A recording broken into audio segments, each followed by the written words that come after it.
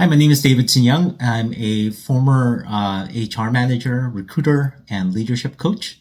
And I'm here to dish out career advice. So I found this really interesting post on Reddit and essentially says, got laid off and I'm not sure what I want to do anymore.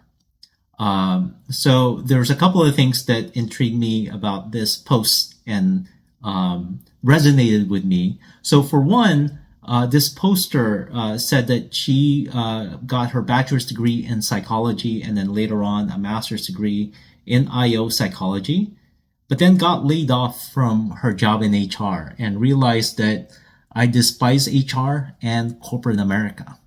Um, and then it goes on to say, she doesn't know what to do. So she's like, does that leave me going back to corporate America? Or does she want to check out being a teacher, a researcher, an author, a small business owner, or influencer? She does have some requirements in terms of, salary that she wants. Is probably something that she's gotten used to being in corporate America, being paid really well.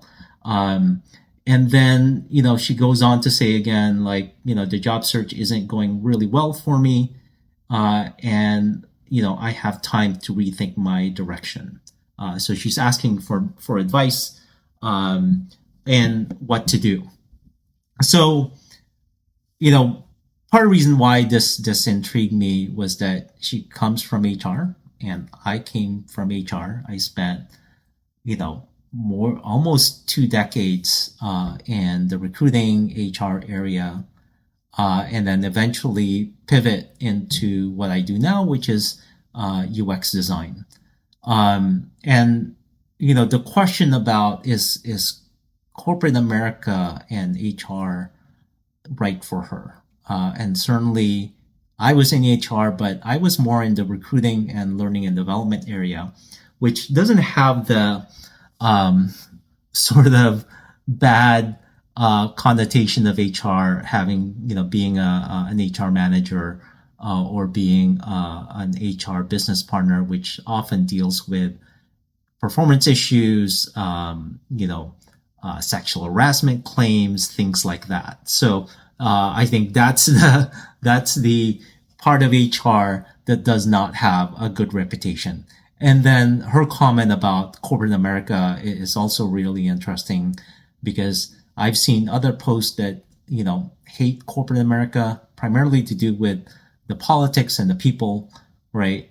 Which is fair. I think we all run into a team that you don't like or a manager that you don't like, and that makes not just the environment unbearable, but it feels like it makes the job unbearable as well. And I often think that um, part the big reason why you love or you hate your job are the people that you work with.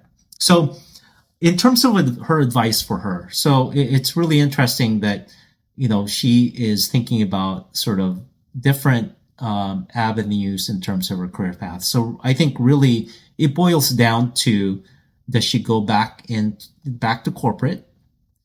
Does she go into teaching, which is more sort of the public service arena, or does she become an entrepreneur? And I'd like to talk about how to approach those three main broad choices, right?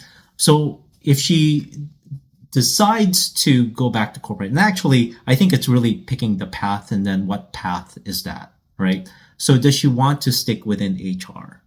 And I'm actually curious, what function in HR does she have experience in, and would she be interested in transitioning into something else, right?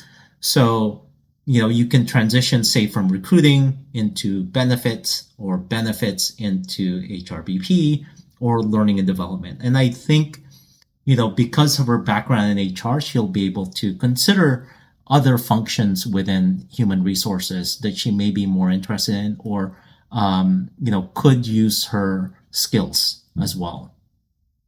So she could stay within sort of that broader scope of HR and return there. And that's probably the easiest path for her, right? The other thing that I think, the other reason what I would recommend this role, or she may want to be interested in going back, the HR route, is that once you get in and back into human resources, she can also evaluate her career path after that.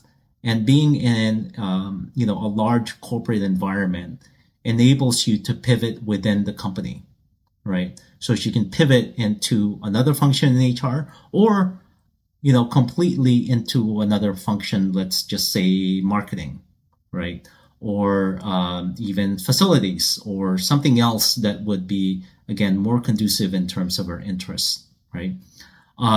She could pivot from her HR function into another corporate function, which is a little bit harder, right? Depending on the skill gap. So she may have to figure out what skills transfer into those other roles and which ones don't, and how does she, basically, meet those requirements before she gets that job, right? So the other sort of broad path that she's interested in is teaching. So she can certainly go back to school if she wants to get her credentials and teach high school or elementary school. That does require additional thought in terms of the costs to going back to school, not just in terms of money for the tuition, but also in terms of her time. Does she have time? Does she have enough money to survive while she's going to school, right?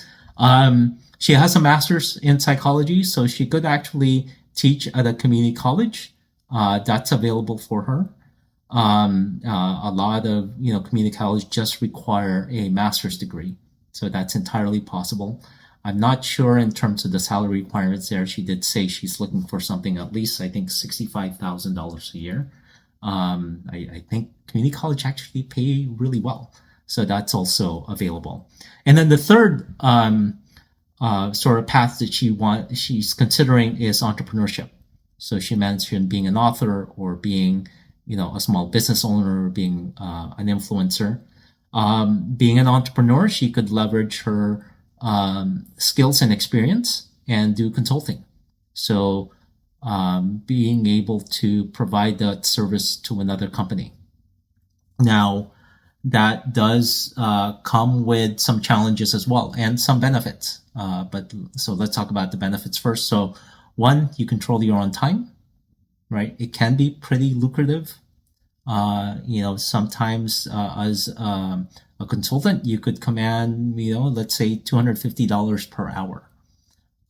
When I was a consultant for a brief period of time, I had a project that brought in $30,000 for a couple of workshops. So it can be pretty lucrative.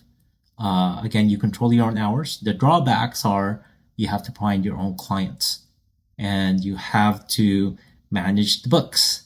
You have to be self-disciplined in terms of managing your company.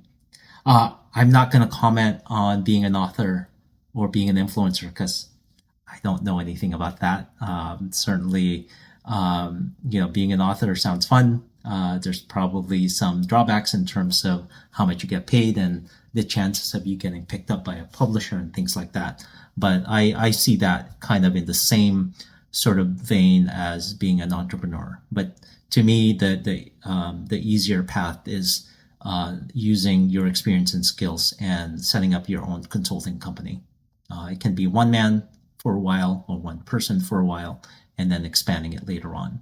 So she actually does have quite a few options that are very viable.